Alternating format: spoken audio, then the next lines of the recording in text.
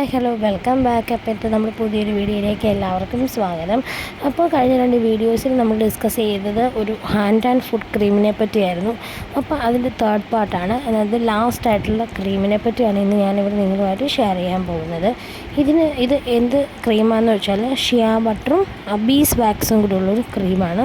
ബീസ് wax എന്ന് പറഞ്ഞാൽ നമ്മൾ ഈ തേനീച്ചകളൊക്കെ തേൻ സ്റ്റോർ ചെയ്യാൻ വേണ്ടി യൂസ് ചെയ്യുന്ന ആ ഒരു പാർട്ടിനെയാണ് ബീസ് വാക്സ് എന്ന് പറയുന്നത്. കാരണം ഒരു വൈറ്റ് കളറിലെ ഒരു മെഴുക് പോലെ ഇരിക്കുന്ന അതിനെയാണ് ബീസ് വാക്സ് എന്ന് പറയുന്നത്. ഇത് കൂടുതലും ഈ മെഴുകുതിരികളൊക്കെ ഉണ്ടാക്കാൻ വേണ്ടിയാണ് യൂസ് ചെയ്യുന്നത്.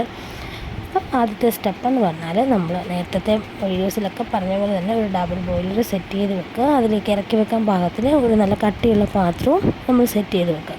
സ്റ്റെപ്പ് 2 എന്ന് പറയുന്നത് ഒരു 4 table spoon shea butter, 2 table spoon ബദാം ഓയിൽ ഇല്ല എന്നുണ്ടെങ്കിൽ ഒലിവ് ഓയിലായാലും മതി, 1 ടേബിൾ സ്പൂൺ ബീസ് വാക്സ്.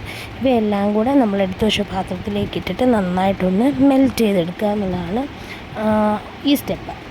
ഇനി ഇതില്ല എങ്കിൽ ഷിയ ബട്ടറും കൊക്കോ ബട്ടറും വെളിച്ചെണ്ണയും കൂടെ വെയിറ്റ് ഉരുക്കിയിട്ട് അങ്ങനെയാണെങ്കിലും നമുക്ക് എടുക്കാം.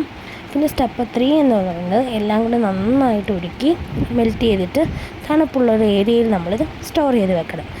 ഇതൊരു 10 മിനിറ്റെങ്കിലും കൂളാവാൻ വേണ്ടി നമ്മൾ വെക്കണം. സ്റ്റെപ്പ് 4 എന്ന് പറയുന്നത് ഒരു 10 ഡ്രോപ്പ് മൈലാഞ്ചിയോ 10 ഡ്രോപ്പ് ദേവദാരുവോ ഇതിൽ കലർത്തണം. ഈ ഓയിൽ സ്കിന്നിന് വളരെ നല്ലതായിട്ടുള്ളൊരു ഓയിലാണ്. ഇതില്ല എന്നുണ്ടെങ്കിൽ എന്തെങ്കിലും ഒരു സ്മെല്ല് വരുന്ന എന്തെങ്കിലും ഒരു ഓയിൽ നമുക്ക് യൂസ് ചെയ്യാവുന്നതാണ്. മീൻസ് കുന്തിരിക്കം അല്ലെങ്കിൽ ചന്ദനം, ലാവൻഡർ, ഇതൊക്കെ നമുക്ക് സ്മെല്ല് വരാൻ വേണ്ടി യൂസ് ചെയ്യാം. പിന്നെ സ്റ്റെപ്പ് 5 എന്ന് പറയുന്നത് ഇതൊരു ഗ്ലാസ് ജാറിൽ സൂക്ഷിക്കുക എന്നുള്ളതാണ്.